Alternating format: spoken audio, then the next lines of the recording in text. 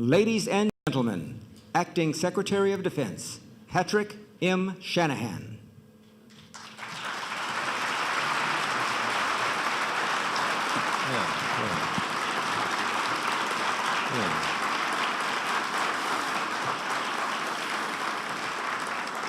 Good morning, everyone. Mr. President, Mr. Vice President, Senator Sullivan, Congressman Turner, General Silva, and military officers, all members of the military, and distinguished guests. Thank you for joining us as we release the 2019 Missile Defense Review. Today, the number of new missile programs around the world is growing disproportionately to other capabilities. Writ large, the rest of the world is not developing new fighter and bomber aircraft. They are developing missiles. The sheer proliferation of offensive missile capabilities, more than 20 nation states today in 2019, makes this review timely and essential. Aligned with President Trump's national security strategy and nested within the National Defense Strategy and in lockstep with the Nuclear Posture Review, this threat-driven review is the latest tile in our broader national security mosaic, and we are moving out on it. America's competitors, including China and Russia, are increasing their existing missile system capabilities, adding new and sophisticated missiles to their arsenals, including hypersonic missiles and advanced cruise missiles, and integrating these more effectively into their political intimidation, anti-access, area denial efforts, and war planning. While we are forging a new path to peace on the Korean Peninsula, North Korea's missiles remain a significant concern. So do Iran's. Make no mistake, our current defense capabilities are effective for their purpose, and our competitors know it. Frustrated by our mid-course defenses, they are aggressively pursuing new technologies to circumvent today's systems. These new technologies produce new threats, and these threats are harder to see, harder to track, and harder to defeat. To our competitors, we see what you are doing, and we're taking action. The Missile Defense Review calls for necessary investment to maintain our ground and sea-based missile defenses. From more interceptors to new kill vehicles, to improved coverage of priority regions like the Indo-Pacific. At the same time, we are focused on new capabilities for new threats. This includes hypersonics, space-based sensors, and directed energy for boost phase missile intercept. It includes a policy shift towards greater integration of offensive and defensive capabilities, because missile defense necessarily includes missile offense. For decades, the U.S. led the world in hypersonics research and deliberately chose not to weaponize these systems. China and Russia have chosen differently. Our nation does not seek adversaries, but we will not ignore them either. We refuse to be bound by geography. Our new space-based sensor layer will give us persistent, timely, global awareness. These capabilities will remove adversaries' ability to coerce us or our allies and partners. Congress has wisely mandated just such a capability. Rest assured you will see this priority reflected in our upcoming budget request. We are not interested in keeping pace with the emerging threats. We want to outpace them. This requires not just defensive weapons, but a host of enabling technologies that will allow us to integrate missile defense mission across our department. Mr. President, we are ready for this task. This is the Department of Get Stuff Done. From the Missile Defense Agency to the Space Force and across the Joint Force, we're all a part of the missile defense mission now. We will work hand in hand with our industrial base, national labs, and academia. We will work with our allies and partners from Asia to the Middle East to Europe to broaden the shield. From Japanese co-development of a new interceptor to our work with NATO to counter shared missile threats. Like us, our allies and partners have recognized the threat. With us, they have and will share the burden of answering it. In a time of great power competition, we will uphold our solemn duty, just as we've done in the past. We will defend the homeland, our deployed forces, and our allies and partners. We will deter potential adversaries and create the diplomatic space to solve complicated problems. I'll close with President Kennedy's words from 1962. The greatest danger of all would be to do nothing. Today's capabilities are dramatically different, but the logic remains the same. That's why President Trump has made missile defense a top national security priority. Directing this review in the first week of his administration, along with Vice President Pence, he has elevated this issue across our government, with our allies, but most of all, in the eyes of the American people. President Trump and Congress have given DoD the necessary authorities, resources, and support to meet these challenges. And this department will not let him or the American people down. Now it is my privilege to introduce Vice President Pence.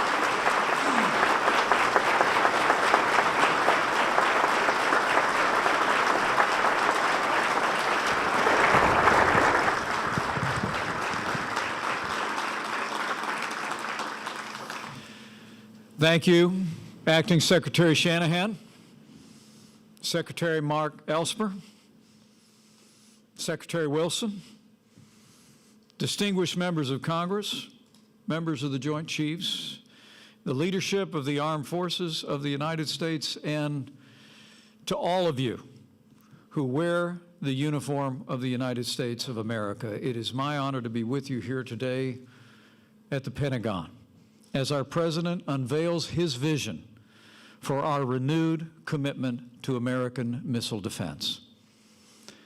As Commander-in-Chief, President Trump has no higher priority than the safety and security of the American people.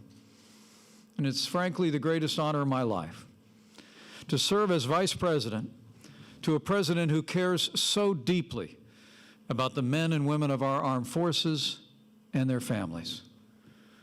Today, along with all of you, our hearts and our prayers are with the families of the fallen American heroes who were lost in Syria yesterday, as well as those service members who were wounded.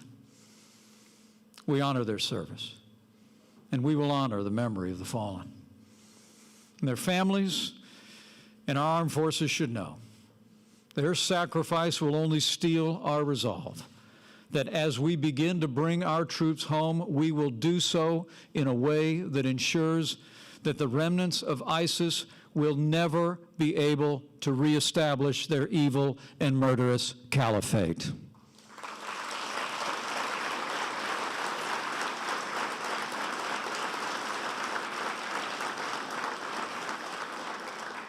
It's in that same spirit of resolve that we gather here today.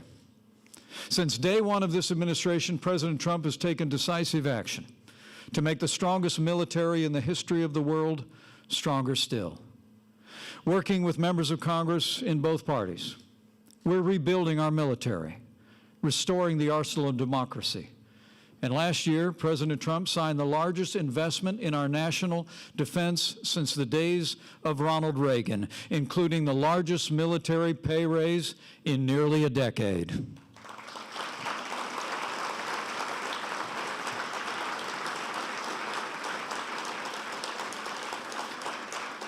At the President's direction, we released a national security strategy that puts America first, pursued the modernization of our nuclear arsenal, and President Trump has taken decisive action to extend American dominance on land, at sea, in air, and in cyberspace, and even called for the establishment of a sixth branch of our armed forces to ensure American dominance in space.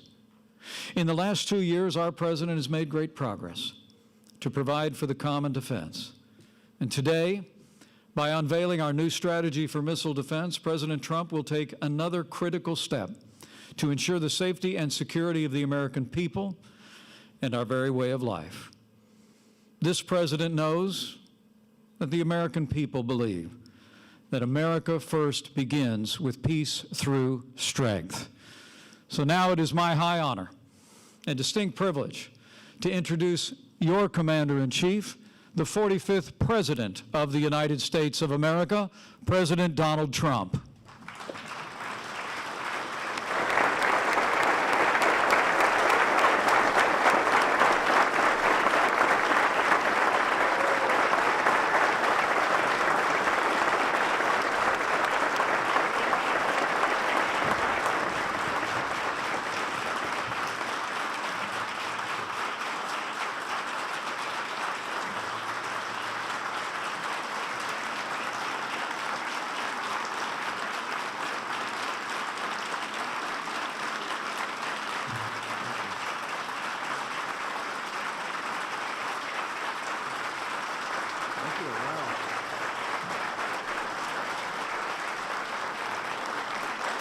Well, that's really nice. Thank you. You're only doing that because I gave you the greatest and biggest budget in our history. And I've now done it 2 times. And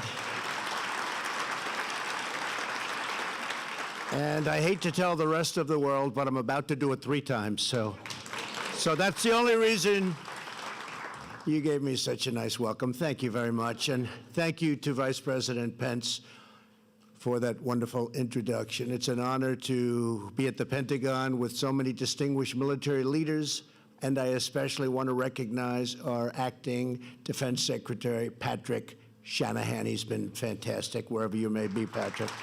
Thank you. Thank you. We were talking just as I came on. I said, Pat, I have to go now. We're talking defense, and we're also talking offense. You know, we can't forget offense either, can we? We have the finest weapons in the world, and we're ordering the finest weapons in the world that you can be sure of. We're here to present the results of my administration's missile defense review. Our goal is simple: to ensure that we can detect and destroy any missile launched against the United States anywhere, anytime, any place. As we all know, the best way to keep America safe is to keep America strong, and that's what we're doing, stronger than ever. Joining us for today's presentation are great champions of missile defense in Congress, Senator Dan Sullivan, my friend. Thank you, Dan, very much. And Representative Mike Turner. Thank you, Mike. Thank you very much. Also joining us from the Department of Defense, our Acting Deputy Secretary of Defense, David Norquist. David, thank you. Secretary Mark Esper.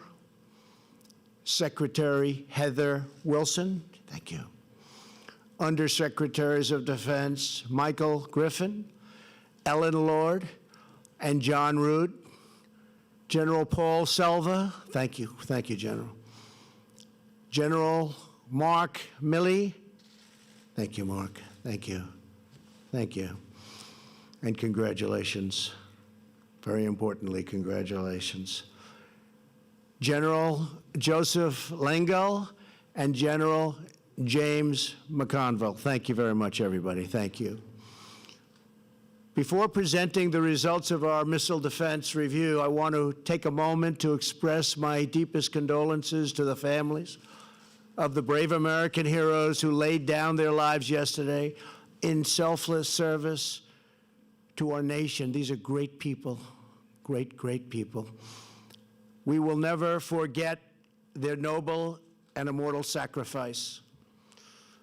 This morning, I also would like to briefly address another matter of critical national security, the humanitarian and security crisis at our southern border. Without a strong border, America is defenseless, vulnerable, and unprotected. I also want to thank the military for helping us out during the big caravan period, but now you have more caravans forming, and they're on the way up, thousands and thousands of people. We don't know where they're from, who they are, nothing.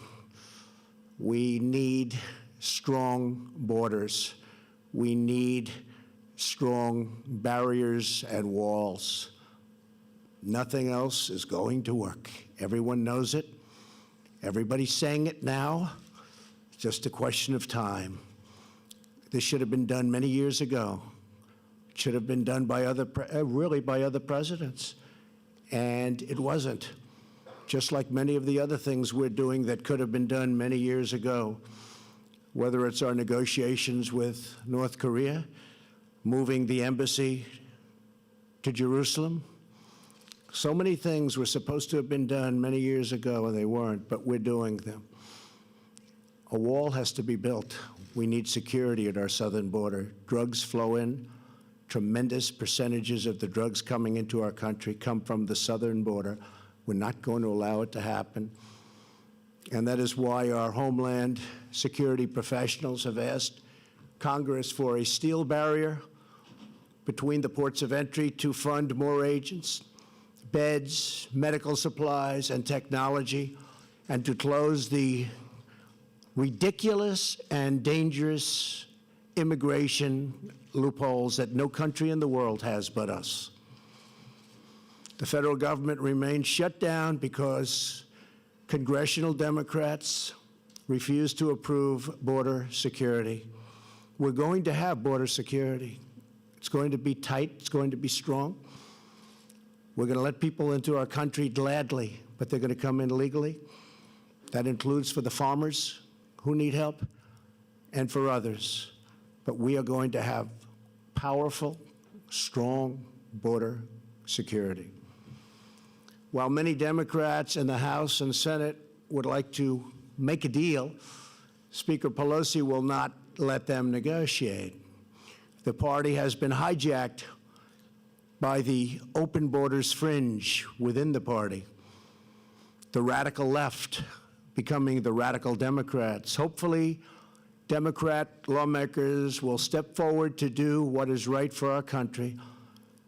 And what's right for our country is border security at the strongest level. Stop human hijacking. Stop drugs. Stop gangs. Stop criminals. That's what we're going to do. That was my pledge, and that's what we're going to do. We're gathered together to outline the steps that we must take to upgrade and modernize America's missile defense. So important. In a time of rapidly evolving threats, we must be certain that our defensive capabilities are unrivaled and unmatched anywhere in the world. All over, foreign adversaries, competitors, and rogue regimes are steadily enhancing their missile arsenals all over. Their arsenals are getting bigger and stronger, and we're getting bigger and stronger in every way. They're increasing their lethal strike capabilities, and they're focused on developing long-range missiles that could reach targets within the United States. As president, my first duty is the defense of our country. First duty, the defense of our country. And defense has many different definitions and covers a lot of territory. I will accept nothing less for our nation than the most effective, cutting-edge missile defense systems. We have the best anywhere in the world. It's not even close. Our new strategy calls for 6 major changes in missile defense policy. First, we will prioritize the defense of the American people above all else. Our review calls for 20 new ground-based interceptors at Fort Greely, Alaska, and new radars and sensors to immediately detect foreign missiles launched against our great nation.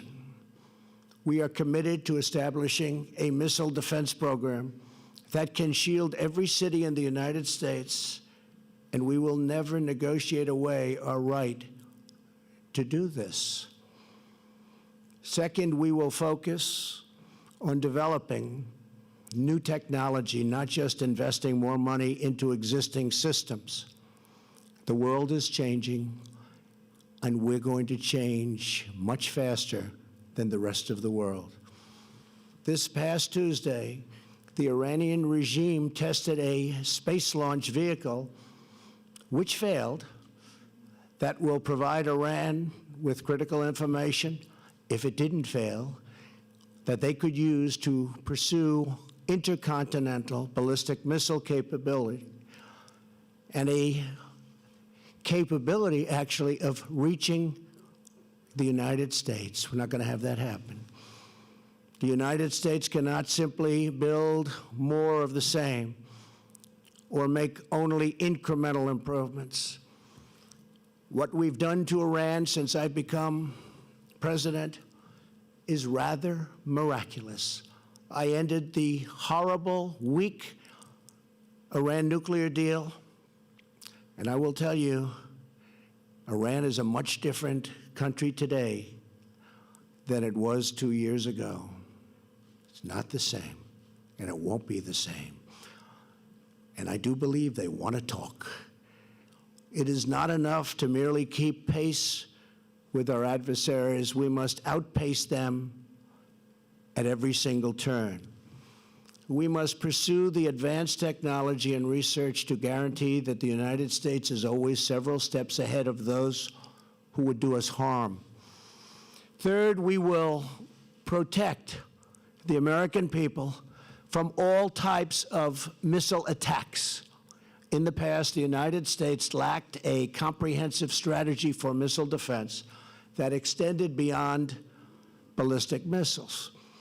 Under our plan, that will change. The U.S. will now adjust its posture to also defend against any missile strikes, including cruise and hypersonic missiles. And we are, by the way, very advanced also on hypersonic technology and missiles. We will always be at the forefront of everything. Fourth, we will recognize that space is a new warfighting domain, with the Space Force leading the way. My upcoming budget will invest in a space-based missile defense layer. It's new technology.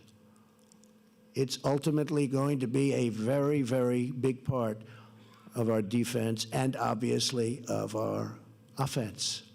The system will be monitored, and we will terminate any missile launches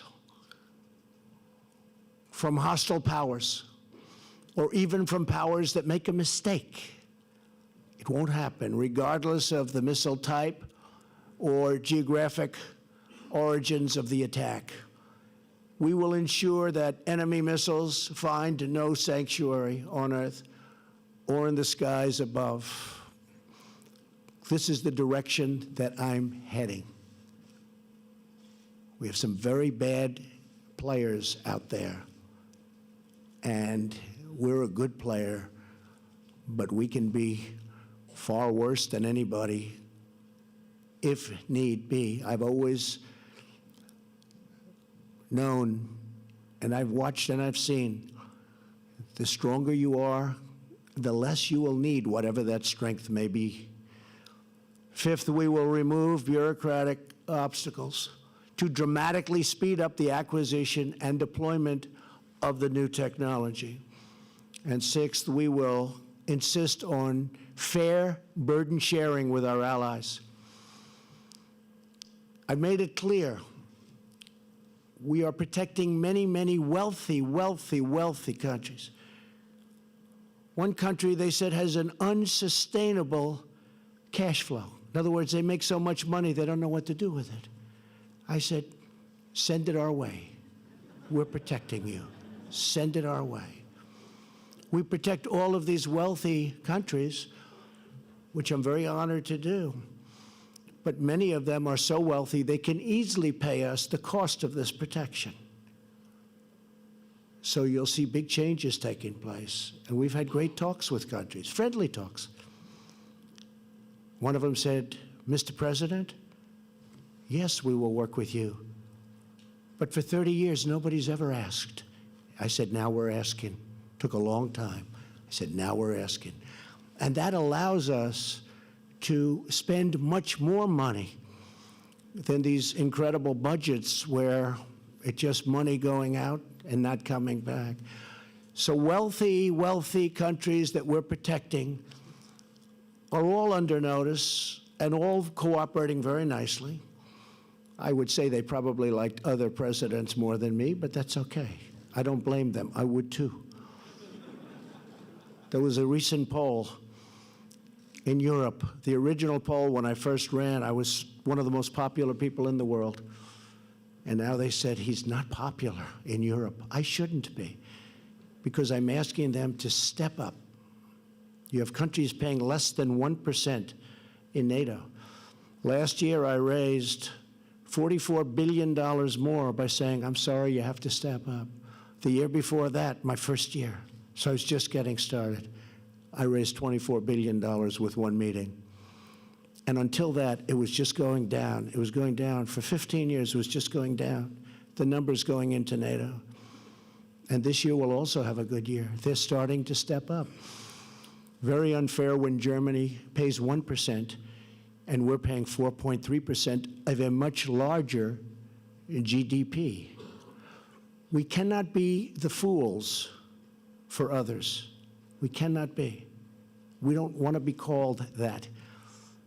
And I will tell you, for many years, behind your backs, that's what they were saying.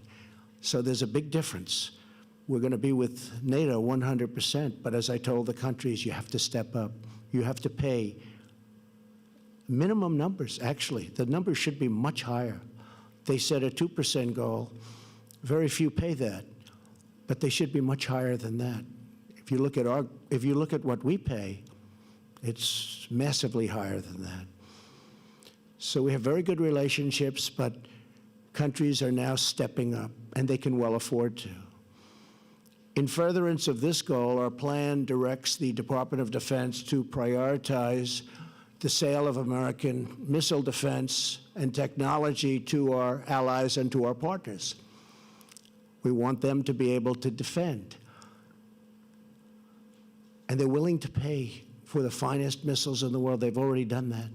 They're stepping up like nobody's ever seen before, actually.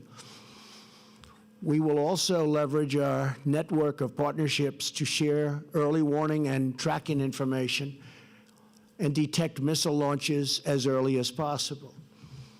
Today marks the beginning of a new era in our missile defense program. For too long, we have been held back by self-imposed limits while foreign competitors grow and they advance more than we have over the years. Part of the reason is we spend so much money on so many other places. Now that's changing. We're helping, and we're able to spend money on technology and new defense and far beyond defense systems. So those days are history. Our strategy is grounded in one overriding objective: to detect and destroy every type of missile attack against any American target, whether before or after launch. When it comes to defending America, we will not take any chances. We will only take action. There is no substitute for American military might. But when I took office, you know it better than anybody in the world, our military was very tired. It was very depleted. I won't even tell you the things that some of our great generals were telling me. And now it's being rebuilt at a rapid rate, and very shortly will be more powerful than ever before. And that's the way it has to be. And as I said, the more powerful it is, the less likely it is that we'll ever have to use it. But it will soon be more powerful than ever before. Today, we reaffirm that a strong America remains the best way to prevent conflict, promote peace, preserve freedom, and protect our great people. Together, we unite behind a noble mission to shield our country with the greatest missile defense systems anywhere on the face of the earth. I want to thank you again to the men and women of the American Armed Forces, special people. And the citizens of our country know that and acknowledge that, far more so than you would ever know. We have the greatest military at any time soon in the history of the world. I want to just finish by saying I appreciate your service. You're incredible people. God bless you, and God bless America. Thank you very much. Thank you. Thank you. Thank you.